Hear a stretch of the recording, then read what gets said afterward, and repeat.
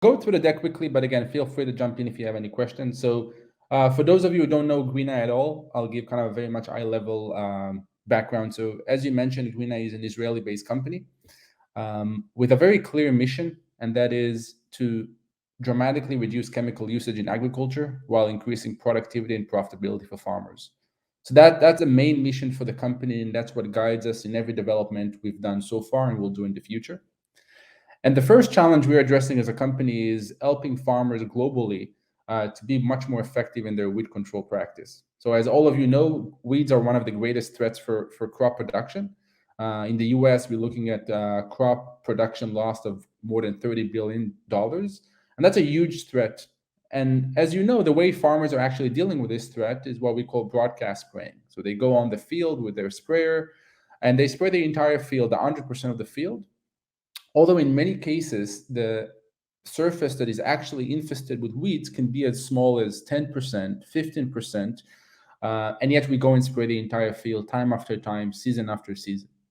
And that's fundamentally what Greeneye is looking to change. So transitioning from this very, very wasteful practice to a very precise spraying application through artificial intelligence, right? So instead of washing the entire field with chemicals, how can we be very precise and spray only what we need to spray at the appropriate dosage? And that's what Greeneye is doing.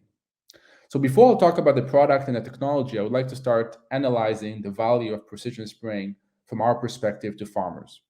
So I think it comprises of four main pillars. So the first one is massive reduction in herbicide usage and herbicide cost, right? So by transitioning to this precise application, we can reduce 60 to 90% of non-residual herbicide usage, and that is a significant boost for farmers' profitability. The second element of it, which I think is equally as important, is not just reducing volume, it's also improving efficacy, right? So one of the global concern as far as weed control is resistance becoming a greater and greater threat all over the world. And what Greeneye is enabling farmers is to use better formulation, better crop protection product that were not affordable when the only option was go and spray the entire field.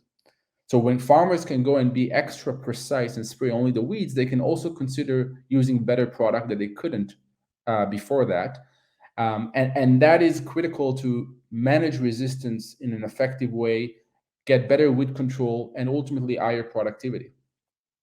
The third value that we offer farmers is not just reducing volume and improving efficacy, it's also collecting an enormous amount of information. So I'll show our product in a second, but we put cameras on the sprayer, on the machine, and those cameras, in addition of activating the nozzles only when they see something, they collect an enormous amount of high resolution intelligence and data from the entire field. So once the spraying application is over, we can offer multiple insights related to weeds in the field, like what type of weeds you have in the field, but also related to so many other aspects, right? About development of diseases and crop stress and irrigation and so many other things that our cameras can see and analyze. And of course, the last piece of it is the regulatory aspect. So Europe being a global pioneer in, with the recent Farm to Fork initiative, very ambitious goal of reducing 50% by 2030, but you see the same trend happening globally. And that puts a lot more pressure on farmers in one end and on crop protection manufacturers on the other end to really change their practice. And I think that is a huge boost for technologies like Greeneye. So this is how we look at the value proposition for precision spraying, and that's why we're so excited about this technology. And if I'll talk a little bit about the product itself, so what we've built in Greeneye is a system that turns every sprayer to a smart machine. So we are looking at the aftermarket segment, going to farmers and turning their existing machine into a smart one. And as you can see, our solution has some hardware component into it and software as well. So the hardware are the cameras that we are positioning across the boom. The cameras are positioned in such a way they're slightly out of the nozzle. And once they see something, they will automatically trigger the nozzle to spray it. Where, just to remind you, the default situation today is that all the nozzles are always open all the time. In our case, they are always closed unless something is being detected. And everything happened in real time in commercial travel speed of more than 20 kilometers an hour. Another thing to mention is that we have processor along the boom, so which means we don't need any connectivity. Nothing is going up to the cloud. Everything happens on the device itself, right? So it's critical, especially in agriculture, where in many situations you don't really have connectivity. You don't have the time to send something to the cloud. So everything happens on the machine itself. But really the unique part is the software, is the algorithms that enables us to make decisions at extremely high accuracy in commercial travel speed, whether it's on a pre-emergent situation or a post-emergent situation, which is, as you can imagine, far more complicated because now you have to differentiate the weeds from the crop and spray only the weeds. So this is a little bit about the product itself. We are entirely machine agnostic, so it doesn't matter. This is one of our commercial units that is currently running in Israel. Now we'll talk about it later. We're launching commercially in the US, different brands of machines. So we are not affected what type of machine you're running. We'll just integrate to this machine with our system and turn it into a smart one. So this is one of the, it's a bit technical, so I don't know if you want to spend too much time on this, but one of the features we added is a dual spraying system. So essentially enabling farmers to spray multiple herbicides at the same time. And that can be for several use cases. It can be to spray residual and non-residual separately. It can be to separate a certain crop protection, let's say for broadgrass weed and a certain for grass weeds. So not just to reduce volume, but also to improve the quality of the treatment of the spraying with our computer vision capabilities. This is a quick example. It's mostly related to the US market, but trying to quantify the benefits and how much we save for farmers. So this is kind of a typical herbicides program for corn farmers, and you can see that we save more than $28 per acre, not hectare, per acre. And you see how significant it is. And in corn and soybean, these are the two primary crops for us. Mostly those farmers are struggling with very low profitability, right? So that the notion that from day one we can save more than $28 per acre, it's an entirely game changer for their profitability. One thing to mention is the reality that we don't really see massive adoption of these technologies, although precision spraying is a topic of discussion that was very, it's on the headlines for more than a decade. And the reason is the bottleneck is the technology. We're talking about a very complicated technology. Everything has to work in real time, in commercial travel speed. But more than anything else, everything has to meet very high expectations of farmers as far as performance, right? So farmers are taking a risk on this technology, and if you don't have a robust algorithms that can really ensure high accuracy, farmers will be hesitant to adopt this technology. So this is a quick sample of what we've done with some of the largest stakeholders in the industry. So the largest crop protection manufacturers, machine manufacturers, corporate farmers, and we ultimately wanted to evaluate three elements. One is the algorithm, the detection, and you can see the average from everything we've done, 5.7%, which is extremely high accuracy in real field condition and commercial travel speed. You can see below the slide breakdown between pre-emergence and post-emergence scenarios. The second thing is the efficacy, which is ultimately what really matters, right? So comparing the efficacy when you spray broadcast versus spray with Greeneye system, and you can see you're getting almost the same level of efficacy. But one thing to mention is that this result is when we compare apples to apples, so the identical chemistry. But what Greeneye can offer farmers is not use the identical chemistry, we use better chemistry. So if something, the efficacy will get better than this.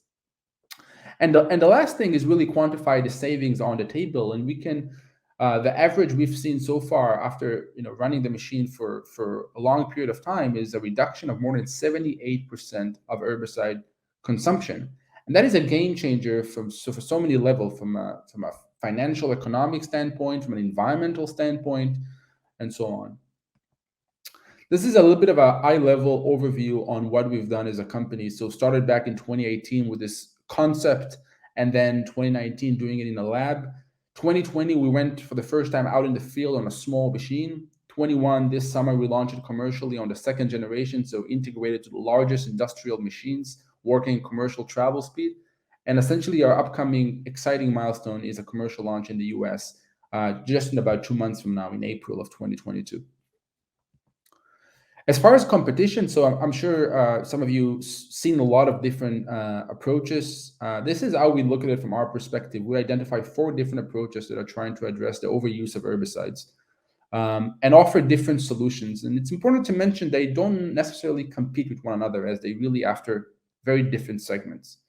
So eye level, I think the first one, and you see a lot of this coming out of the European market, is what we call zero herbicide approach, right? So zero herbicide approach, what essentially says, I want to eliminate herbicides entirely and have alternative solutions like mechanical weeding, electricity, laser, whatnot.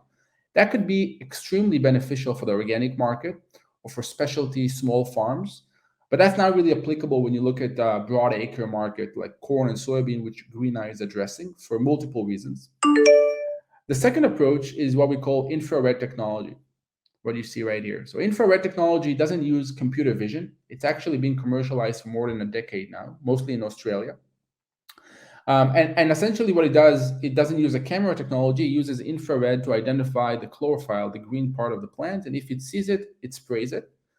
The massive limitation of this technology is once the crop is in the ground, they cannot operate because they cannot differentiate between the crop and the weeds. So it's a very limited value proposition. Third approach that we see are companies that are trying to build the entire machine from scratch and essentially replacing farmers' existing sprayers. And Greeneye falls into the fourth bucket. So building a system that integrates to all type of machinery. And that's what we think for the market of broad acre market is the right approach. So if I look at a more detailed competitive analysis, I can talk about companies if you want, but the bottom line, I think there's three fundamental differences that sets Greeneye apart. First of all is the notion of building a system that integrates to all type of machines, focusing on the aftermarket. Secondly is the dual spraying system, which enables us to spray multiple herbicides at the same time. And lastly is the maturity of the tech, right? So having demonstrated such high accuracy of detection and classification and commercial travel speed, I think that's what sets Greeneye apart. So I mentioned our upcoming milestone. It's a commercial launch in the US, and that's something it's a huge milestone for us. So essentially being the first company to launch this technology commercially for green on brown and green on green in the US. We have already dozens of farmers that will use our machines in throughout the Midwest in about 2.5 months from now. And we've seen this overwhelming demand coming from the market, and that's, I think, the strongest evidence of how much farmers understand the value and are anticipating to use this technology and getting all the benefits it offers. So our focus right now is corn and soybean, as I mentioned, but from a technology standpoint, I mean, we could definitely customize, and we already are working on it, to additional crops. But the focus will remain the large broad acre market. So it's less about those specialty small crops. It's looking at I would say 5-7 largest row crops that are out there and customize our technology to those crops. We also, I think another important stakeholders are the crop protection manufacturers, right? So we've been working with them. Syngenta is also an investor in the company. And I think the intersection between crop protection and artificial intelligence is the future. And those companies understand at the highest level that their current business model of selling chemicals in volume is not sustainable because of regulations, because of resistance, because of the advancement of technology. And for that reason, they understand we are not a threat to them, we are a saving rope. And that's why we have very, very strategic collaborations with some of those companies, and we are very excited to announce some of them very, very soon. But I think this is really what it's all about. It's how can we offer farmers customized herbicides plan, let them save money and reduce usage, but at the same time improve efficacy and use a better product. And that's a synergy with those companies. Another interesting stakeholders are the OEM, the sprayer manufacturers. So I'm sure some of you are familiar with John Deere acquiring Blue River back in 2017.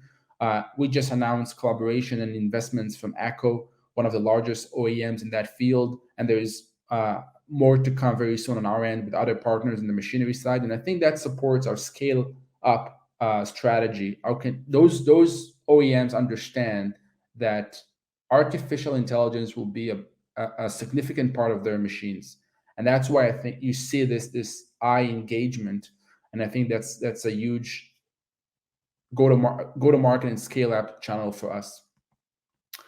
So we spoke a lot about weeds in the last few minutes, herbicides and weeds, but for us it's really just the tip of the iceberg.